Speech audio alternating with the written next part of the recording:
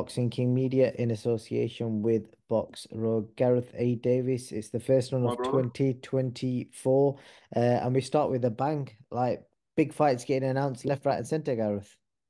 Yep, absolutely. It's fantastic. It was always going to be a good start to 24. It was I wasn't about to say fucking. It was a fantastic end to 2023. I ended it on my last day there. On your last day, we were in the Bedouin tent with Joseph Parker, I recall. Then off you went to the airport.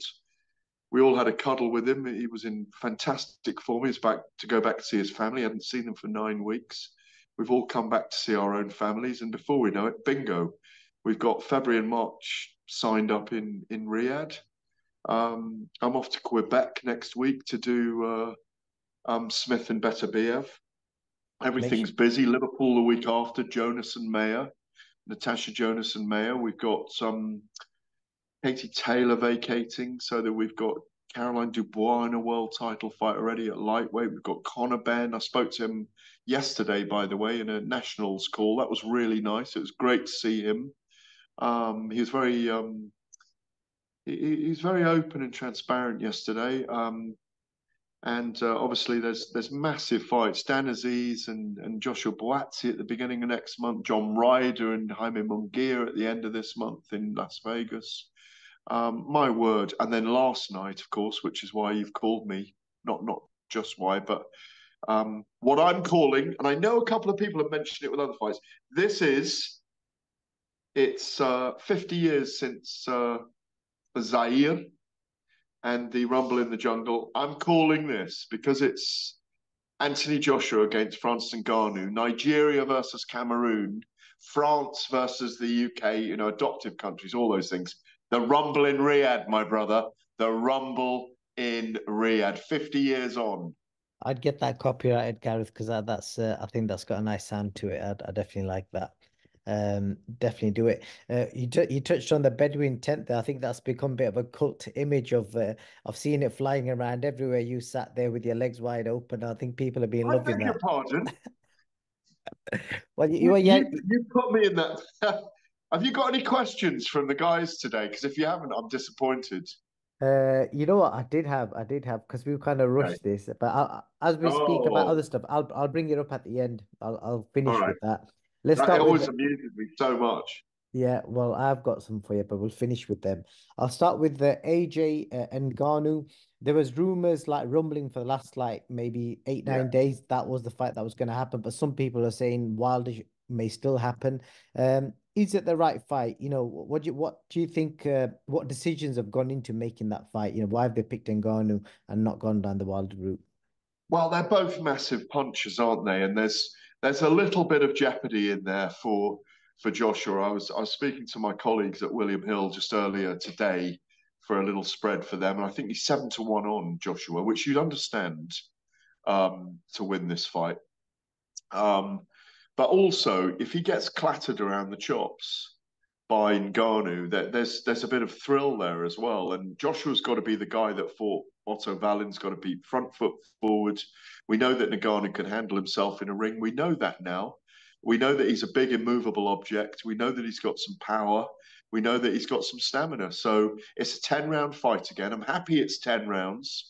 It's a big it's a big moment again for Anthony Joshua. I think it's a reward for his performance against Otto Wallin. As I say, there's enough jeopardy in there to make it exciting. If Ngannou hadn't had that fight with Tyson Fury, you'd hear all the moaners online right now. Oh, I mean, in fact, you hear some of them anyway, but they're always going to moan. They'll moan at the opening of an envelope that isn't for them. You know, I like it. I like it. I don't think I'd rather see him fight Francis Ngannou right now than Deontay Wilder, who I think I might have said to you before when we were out in I just said Vegas, then Riyadh. He Wilder, if he's going to fight again, needs to get back in the win column. And I think they're putting Joshua in with Ngannou. It's a nice fit. It works nicely. It's going to come after the undisputed title on February the 17th. I imagine this is going to be March the 9th, March the 16th. Or maybe even March 23rd. I've It read might be March the one of the 8th last. because I believe Ramadan starts on March the 10th. So more than likely, Oh, so it's a Friday. So it might be on the 8th, which is a Friday. Yeah. I see Joshua put that out, so that might well be the date. I mean, I see that he's put out on his Instagram today the "Here we go again," the 8th of the 3rd, 2024. So maybe he's put the date out there already. Um, but obviously, it's going to be announced in full officially on March the 15th, on January the 15th in London. There's a press conference. Looking forward to that. Seeing the two guys together, both very respectful men. So. I mean, I say again, you know, Francis Ngannou, I'm not saying I dare anyone to say exhibition because this ain't going to be no exhibition. Ngannou will be dangerous again until Joshua gets through to him and hurts him. He will believe in himself. He's got a great team in Dewey Cooper and John Mabomba. Maybe Mike Tyson will be in there with him again. And if Mike Tyson, wants to kind of talk about getting low and exploiting Joshua, all those kind of things, he'll be there giving the advice. I think I'm really looking forward to it. I was very excited when it was announced last night. My biggest problem last night was I was dozing, half asleep. I'd spoken about it about 4 or 5 times in the last week with different people when I'd interviewed them and they'd interviewed me, and knew that the talks were going on behind the scenes. And at 10 to 11 last night, I found myself writing a piece for the edition of the newspaper in a real hurry to get it out there Why, because I why think do you it broke. think it was, why do you think it was announced in such a rush? Because normally they announce stuff like with posters, everything done, and it's like bang. Do you Yeah, think they were afraid of it being leaked or something? yeah, maybe. Ariel Helwani's got nice connections with Francis Ngannou's team. He loves news breaking. Coppinger would have done the same thing if he'd had news of it. So would Dan Raphael. Um, Eddie Hearn put it out fairly quickly afterwards on his social media, and Anthony Joshua's followed up today.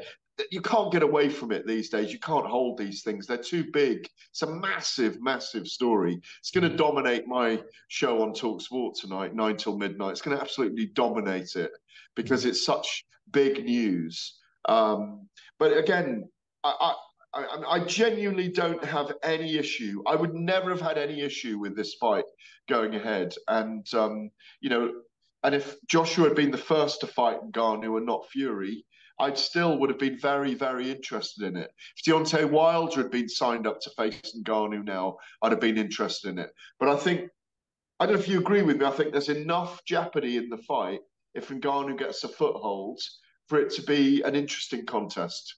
And Garner showed last time how good he is, and it was quite clear to see that he's powerful and he's strong on the inside. So it's not like I think the three fights from what I read that he had available were Hergovich, Zhang, and Ngannou. In in the sense of like, which one do you think would have been the most riskiest out of them three? And do you think he's picked the right person? Because I'd if he say did, Zhang was. I'd say Zhang was the riskiest. I think Zhang's the riskiest because he looks like a guy with a very good chin, a very sneaky southpaw style, and great angles that he creates, and he's got power, and he's in a hurry as well at the age of 40. I could see Joshua. Also, it's worth the wait to see if the IBF title becomes free after February the 17th as well, because then Joshua has this fight in March. If he wins against Ngannou, then that Hergovich fight comes into play in the summer, as does Zhang. And if all works out, I mean, I don't really see Joshua fighting Fury in 2024, but it's still a possibility now because I think Fury and Usyk will fight in the late summer. So I think the likelihood, if we get Fury and Joshua, will be very early 2025. But who knows at the moment? These fights are being made with such speed, such alacrity that we may well get that this year. But I think you'll see Joshua potentially in 3 fights this year, or if he's earning enough, maybe two, and he'll wait for early 2025. But I've no argument with the fight he's taken. early prediction from you, Gareth, and we've seen how good Ngannou is, and we've seen what the way AJ's under Ben Davidson. Um, Early prediction from you. How do you see it unfolding? Or maybe not prediction, maybe just the way you expect the fight to go. Well, I mean, listen, Joshua's got to come forward and dominate. He's got to put Ngannou on the leash. He's got to outbox him. They're both right-handers. Um, Ngannou can obviously switch to southpaw effectively, as we saw last time. Wouldn't surprise me to see him do that and try and throw the left hook from a southpaw stance. That wouldn't surprise me either. Um, I think Joshua's got to be careful about not being clattered early on. There's no doubt Ngannou's got power. Um, I think he'll do very similar things this time, just hold his shape and his form.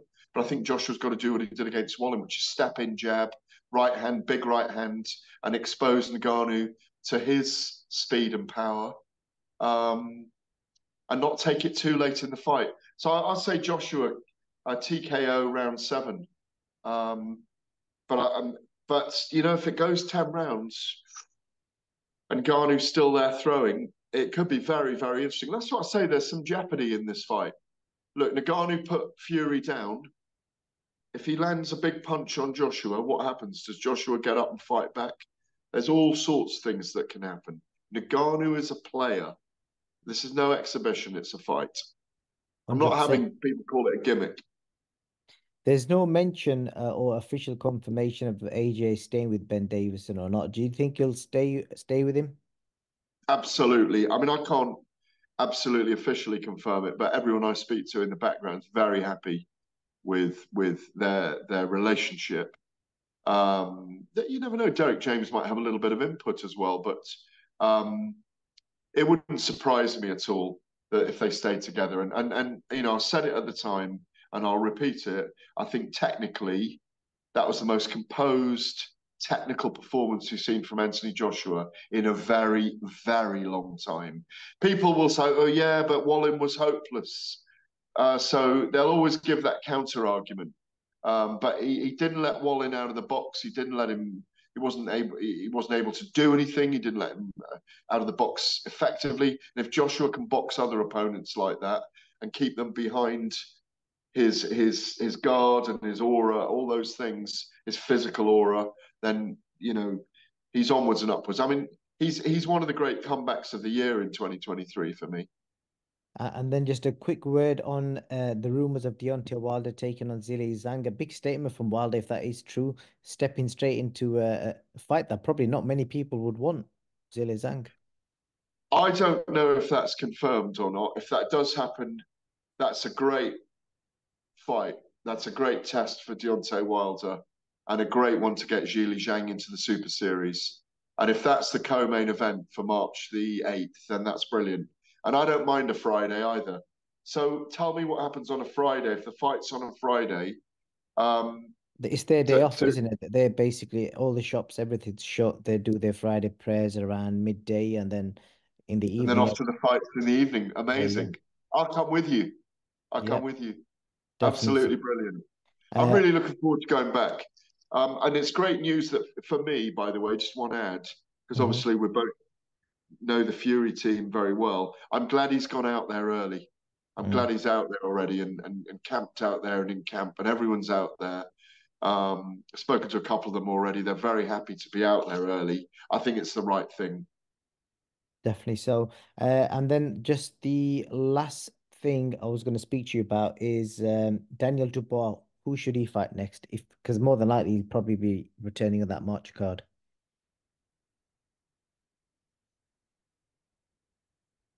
Well, it could be Joseph Parker's a fantastic fight, those two, isn't it? Um, or Agit Kabayel, maybe. Um, I get but the that's, feeling you know, again, there's who else?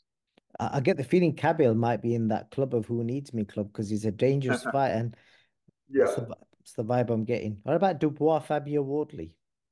yeah. I think that's a tough test for Fabio. Um, but again, it's a great fight. It's like you say, there's a lot of really really good fights to be had. You know, at the moment, you look at that heavyweight division, and you know, you for me, it's Fury, Usyk, Joshua, Parker or Zhang, Zhang Parker, Deontay Wilder, Daniel Dubois, Martin Bakole, who we're forgetting about at the moment as well, Agit Kabayel, Andy Ruiz, Jared Anderson, Frank Sanchez. Arslanbek Makhmudov, I tell you what, that's not a bad top 12, 13 in the world, is it? My word. It's You not. know, and if we get the speed of the matchmaking now over the next year, fantastic. You know, Definitely it's so. what boxing needs. It really is. I know you need to go, so just a couple from the fans. Somebody suggests that there is no A in the middle of Gareth A. Davies.